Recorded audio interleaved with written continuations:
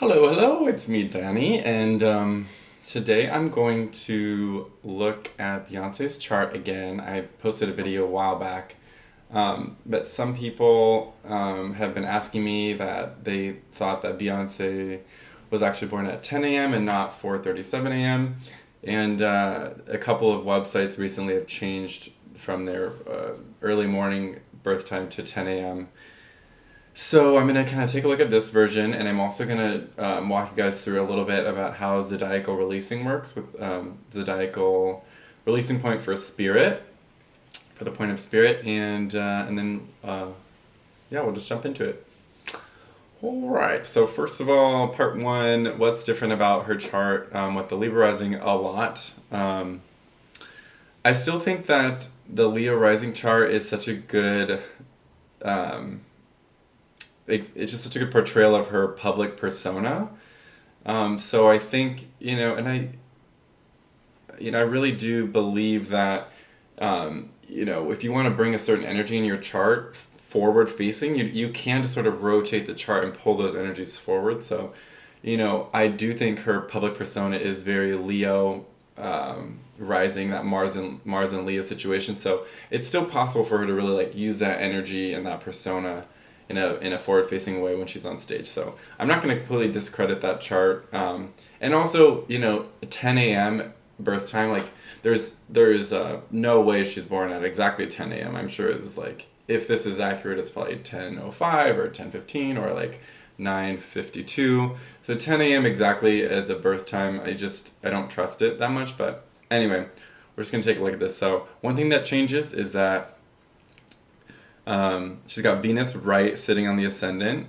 Venus is really, really strong, and it's in Libra. It's on the first house cusp. You can't really get any stronger than that. It definitely still contributes to her immense beauty and grace. Libra is, very socially graceful and is can be very coy, and it's also overly socially conscious, so can be very shy.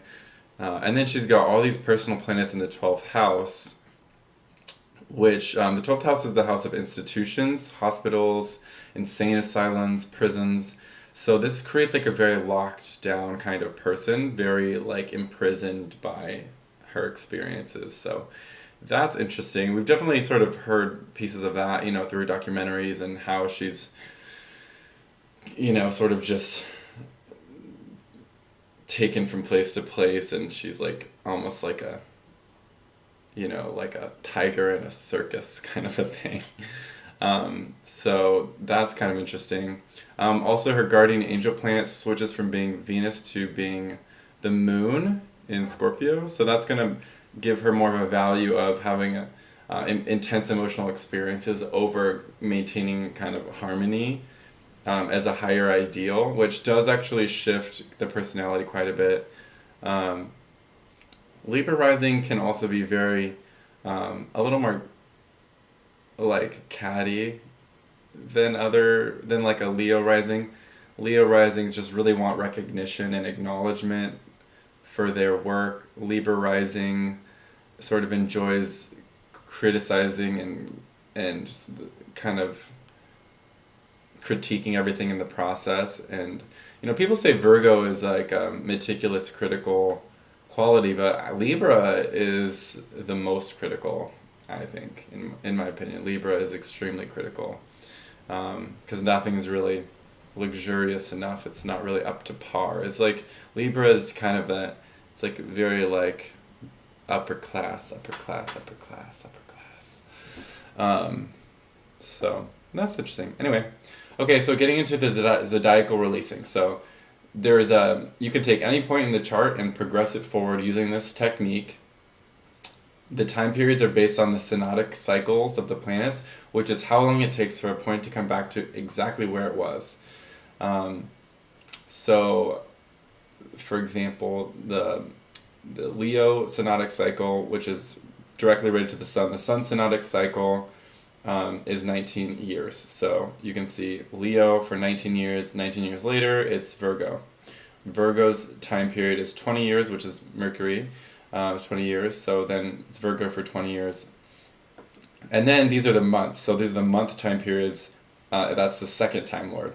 So the first for the first period, it's double Leo. It's Leo Leo, and then the second time period is Leo Virgo, which begins after 19 months of Leo. Then it goes into 20 months of Virgo, etc. So at any given point in time, if you take a point in the chart and progress it forward, it's going to be a main Time Lord and a secondary Time Lord. And whenever these switch, it switches what planet in the chart is ruling. So if you have a weak Mercury but a strong Libra, which let's just say that's the case, then this date is going to be represent a big positive shift to a more powerful strength in the life. So we're looking at the point of spirit, which is in Leo. It's not shown on this chart, but it's in Leo.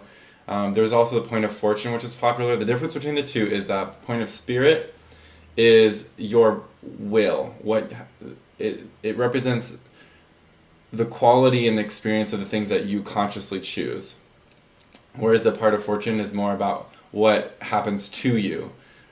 So it's, wealth, health, and those kinds of things. Like what's sort of out of your control that's happening to you, and the spirit is the perspective of what is your conscious will that you're choosing and exerting on the world.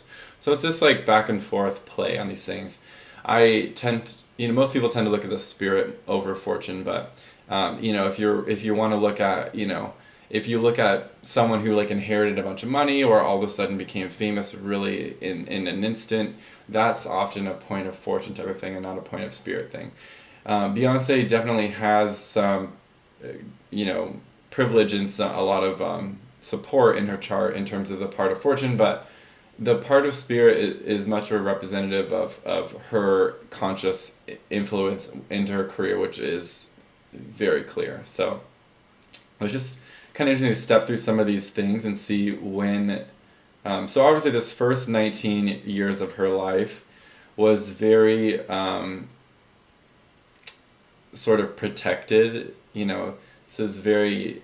Her father was a really big figure in her life, and she was very much sort of under the thumb of him, and so this whole period, she's discovering her talent, which is, so we're under the Leo influence of the sun, so it's a great place for her to be because you're seeing all the influence of the meticulous Virgo energy and that performance quality.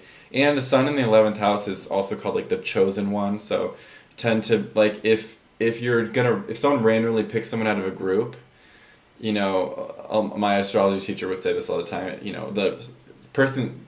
the person with sun in the 11th house, that's the person who gets picked. My mom has this. If you have sun in the 11th house, you just get picked. You just get picked for things. You're being picked out of a crowd, you get picked. So, Beyonce was obviously very, very talented, and she did a lot of talent shows and that kind of thing, and she just would get picked. And even in, Destiny's Child, obviously she's the star of that group, but she has the quality of just being chosen. So that helps. And so there's a positive, very strong sun positioning. 11th house is also one of the joys of the sun. The sun's very happy in the 11th house. So we got that solar influence all this whole time. And then we start to see, okay, there's some dates here. Her father starts managing the group. She gets signed. And then the loosening of the bonds. This is the LB. So that happens when so remember I told you there's 19 years in this particular, in Leo. And then you break down all these months. So it's, 20 months Virgo, 8 months Libra, etc. The loosening of the bonds happens if you go through all the signs and you're still not done with the period. So it flips to the opposite of what it started. So loosening of the bonds, it goes across from Leo to Aquarius. And it tends to flip things. So if it was an overall very positive time period, and loosening the bonds will flip it on its head. So this is really a good, accurate point here, because this is when all the stuff all the drama started happening with Destiny's Child. They had to fire Lativia, and there was all this like public shaming. Like Beyonce was so, it was so terrible of her to fire her friends, and that she just threw them to the curb, and So, and then she sort of spoke out later that she was very depressed and she had broken up with a longtime boyfriend. Forget exactly who that was. And then she shifts into this Virgo period, which is still not quite, as easy as this Leo period was, this earlier part of that. But she's going into this Virgo period. And her sun's still in Virgo, so that she gets a little bit of that Leo stuff still there. But this Virgo is going to be ruled by Mercury in the 12th house of Libra. So again, very kind of locked down. And I think she started to use this quality of being locked down and unavailable to her advantage. She started to understand that was like part of, she could use that inaccessibility to be part of her persona, I guess. So then we start to see some changes here. The big shift in her career. The Destiny's Child did the Charlie's Angels song that was like a hit. Move into Libra, which is one of her most powerful, probably the most powerful sign in the chart, which got the Venus in Libra right on the first house. So she started doing her acting stuff. Not the best actress necessarily, but she was in Austin Powers. Moved into Scorpio. Scorpio for her is a very powerful planet. It's Mars and Leo in the 10th house, really great for career. So she gets featured on Jay-Z's. That was her first sort of single feature, or like solo feature, was on Jay-Z's Bonnie and Clyde. And then she comes out the next year with Dangerously in Love. Kind of got that Sag influence, which works pretty well for her. That Jupiter is close to the ascendant enough to not be too far kind of mixed in with all this intense stuff going on in the 12th house. And then, all the stuff coming out, albums, everything's really building. So this Virgo's giving her the focus to do all this kind of thing. And then again, there's really particularly strong periods during Mars periods for her, I would say.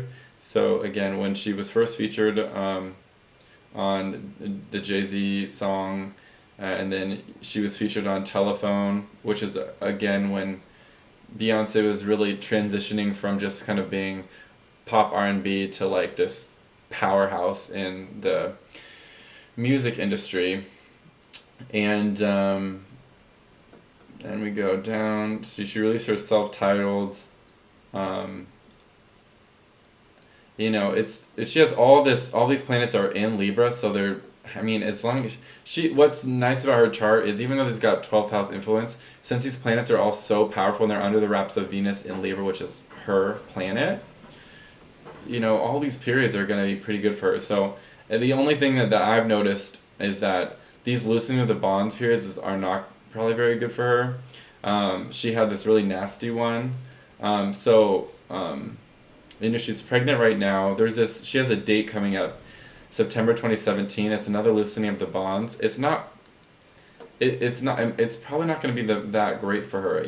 I think she's going to be having her twins, and I don't want to like suggest negative things, but this could be like some postpartum depression happening for her. But I'm seeing this being another kind of low point for her coming up. And then a couple more years of, I'm sure she'll still do stuff, but she might not have this creative boost. Like this whole period was like, it sort of hit the climax of this period with her release of Lemonade, which was like groundbreaking. And look, we have the Leo time period. So Leo time periods for her are going to be particularly powerful. Probably the strongest in the chart. And then the Libra periods are really influential. And then, so here we go. So February 2020, so this is a couple years out, but she's going to get like a huge boost. So we already kind of think of her as like on top of her game, but this is a couple years, she'll, at this point have her twins will be a couple years old, and I bet you then she'll return to her work in an even newer way.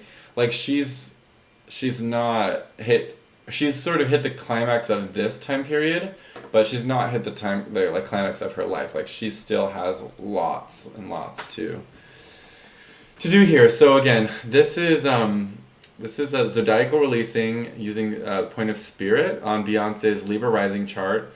And I know there's a lot of stuff thrown in there. This is a little advanced, but had to throw it into the mix.